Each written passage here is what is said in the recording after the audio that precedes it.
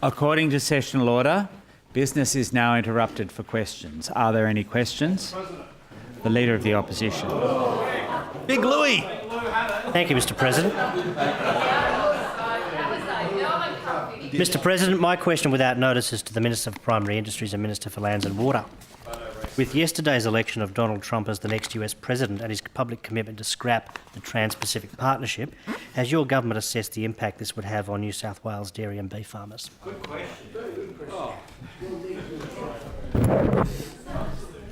Mr. President, I thank the member for his question, and it's definitely a question that certainly involves many jurisdictions, not just the New South Wales government, and probably, to be honest, the responsibility for the TPP and those negotiations are obviously at a federal level. But what this government does, Mr. President, is make sure that we have a primary industry sector here in this state that is able to withstand many challenges, Mr. President. Those challenges come from many different areas, Mr. President. Access to international markets is one of those challenges. They're our staff. The variability on commodity prices is another challenge, Mr. President. But also variabilities in things like climate and also challenges in natural resources are other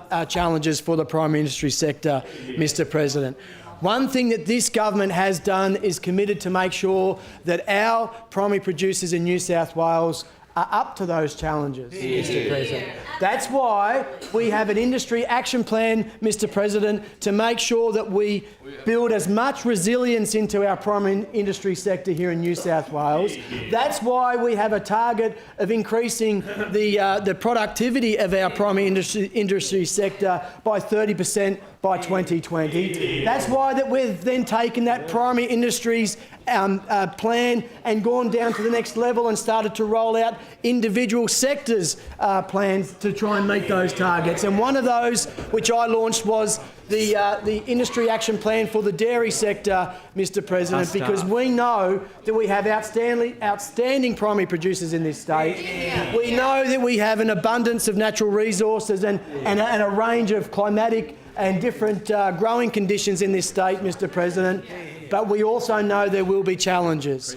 One of the things that we also are very conscious of, Mr. President, is making sure that we can advocate and promote the competitive advantages that we have here in New South Wales. And I've said it before, and I'll say it again here, some of our biggest competitive advantages are biosecurity, and also our food safety systems here, Mr. President, because we may not be able to compete sometimes on price.